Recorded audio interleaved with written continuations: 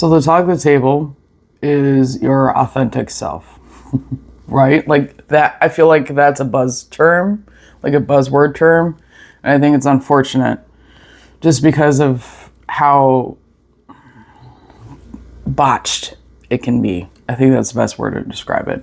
But hello, my name is Carrie Ray, and this is Between the Moments. These are like conversations that I like to have with you because it's important to hold space for yourself, to explore, right? To expand, to actually have conversations about things people don't want to talk about. So I've been really led to have these conversations with you, and I'm more curious of like what's gonna come through, because it's like I channel sometimes too, from my divine self, but also like it's like one of those things where it's like you start taking action towards something and then something else comes to you, like a breakthrough or like another idea. It's just that shit gets so fun for me. Either way. And yes, if you haven't heard it already, I do swear. But today it took me a bit, okay? It took me a bit to get here because what I wanted to say about this topic, I wrote it down. Okay, like I like to write, and so my ego got in the way. All right, it got in the way because it's been a few days since I've shared something with you, had a conversation with you, and I don't want to feel like I've ghosted you, but my ego really got in the way because it was like I like unscripted conversations. And I feel like if I had to write something down, then it's scripted. And I don't feel like that's true.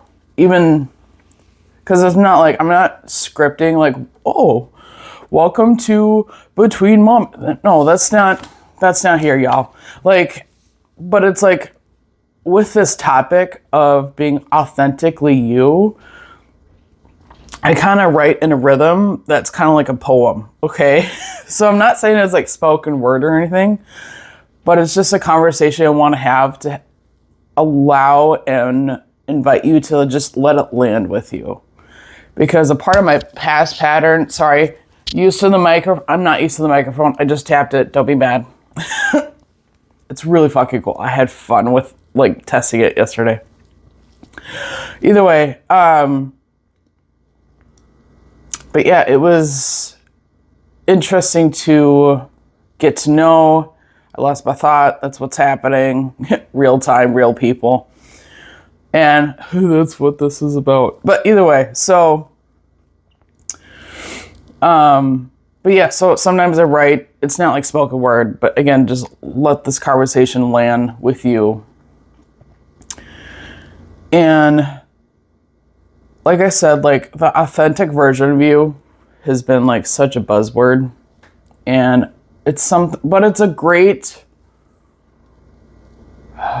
like concept and term to describe the true self, like the true version of you.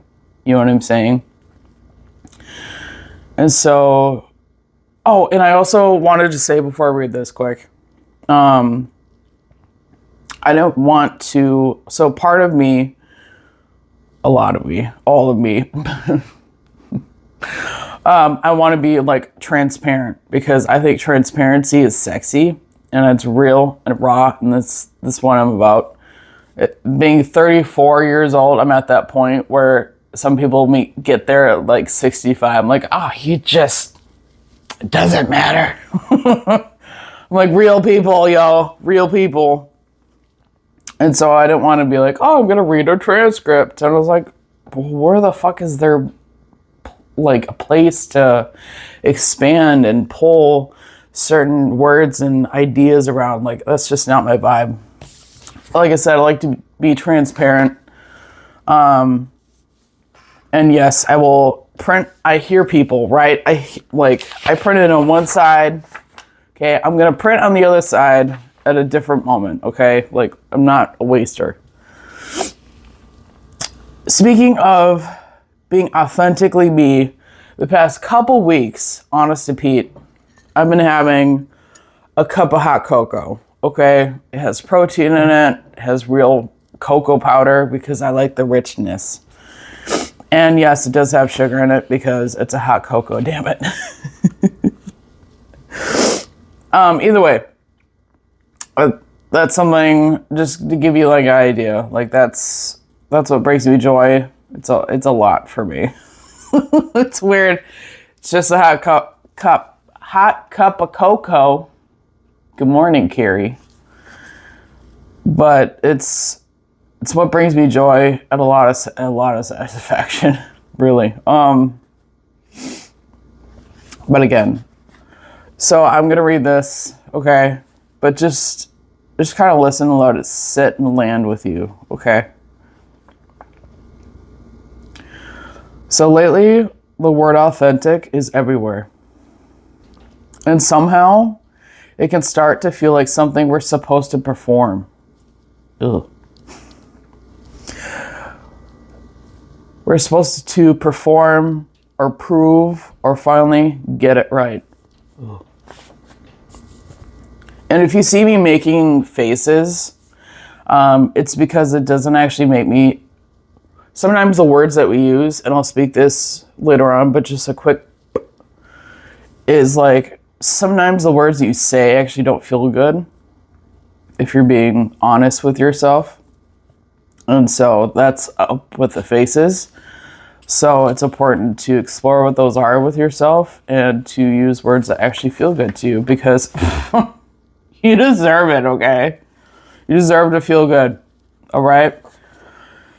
So I'm just gonna read it, all right? I'm gonna try not to put Carrie in it, but Carrie's all over it. Anyways, sounds weird. It's fine. So somehow, being our authentic true self, it can start to feel like something we're supposed to perform or prove or get right. And I've been sitting with this question lately, like, what is your true self? Like, it's not a concept, but as something that's felt. I don't think your true self is something that you actually create, build, or earn. I think your true self is something that already exists, quietly, patiently, underneath.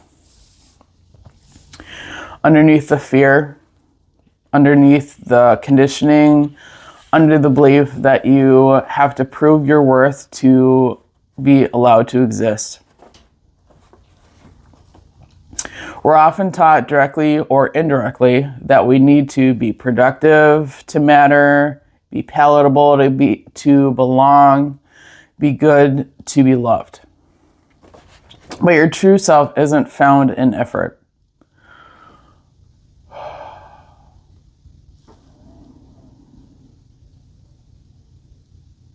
Just let that sink in a bit.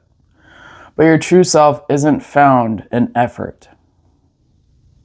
You don't have to climb a mountain. You don't have to race there. It's actually found in remembering. I keep coming back to this image, right? So if you don't have to prove a tree is a tree, it doesn't explain itself. It doesn't justify its roots.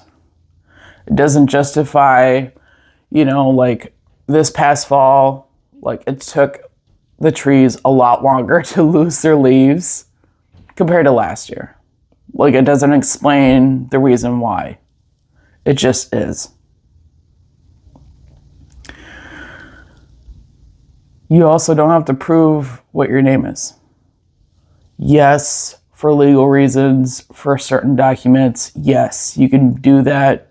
Sometimes it's needed. I get that bullshit. That's the humanness, okay? Don't get lost. Don't deflect. Don't deflect. You don't have to prove your name. You don't have to earn it. It simply belongs to you. Your being, your beingness is the same. Before the fear, before the performance, before the survival strategies. The work isn't becoming someone new. The work is peeling back what isn't you. And that's where the layers come in.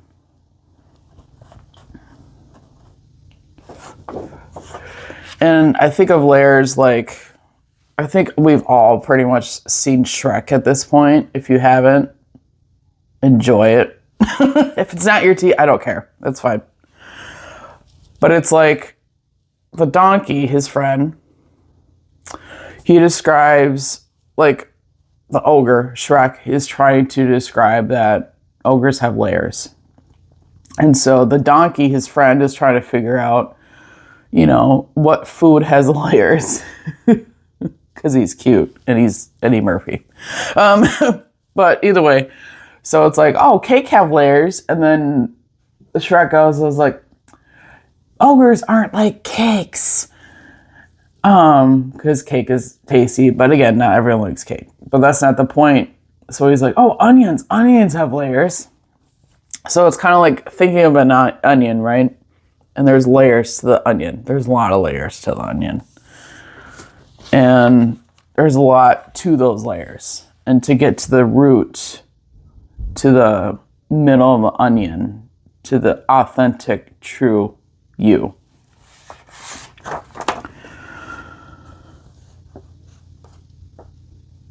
Some layers are formed to keep us safe. People pleasing, shaping ourselves to be accepted, learning who we need to be to survive. Get it? Some layers are handed to us. Family expectations, cultural rules, old stories about worth. And some layers we're still gently discovering. The wants we never voiced, the needs we buried, the parts of ourselves we didn't feel allowed to be. Peeling back layers isn't forceful. It's not a ripping or a fixing, it's a releasing. It happens slowly, unfortunately. I'm just so sorry. It happens slowly through awareness, safety, and through moments like this one. Being authentic doesn't mean living without layers. It means letting the layers soften. So what's true underneath can actually breathe. So it's like the best scenario. And I giggle because this is the same like visualization I was given when I decided to go from personal chef into body liberation coaching. It's because I was given this like this vision of like, I think of like lava, right? It's like rock. But then the more it softens, there's like light that comes through, right? That's like the lava. And the more the rock breaks apart, there's more light that can shine through. So it's, for me, that's the best analogy to give you to think about when softening the layers of you and actually getting to who you actually are, your authentic trueness. And sometimes you don't even need to know who your true self is. You can get to know them like a relationship. Lean in and notice what feels heavy for you right now. And notice what feels like relief. It's like that wordplay that I mentioned earlier. Explore yourself. Explore. Be honest. And leave the judgment at the door, by the way. Don't pick it up, but just leave it at the door. Or throw it in the trash. Take out the trash of judgment. There's one last thing I do want to leave you with, though. Think about somebody that you admire and think about why you admire them. Because when you admire a trait in someone else, their calm, maybe it's their confidence, the courage to show up. That was me. Their ownership of who they are. That was me. I had that too. I'm not saying I'm that person for you, but I'm just saying, like, I had that moment. Oh. You see it, Carrie? You see it? I see it. Okay. Often, that's not random. It's actually recognition. A part of you sees itself.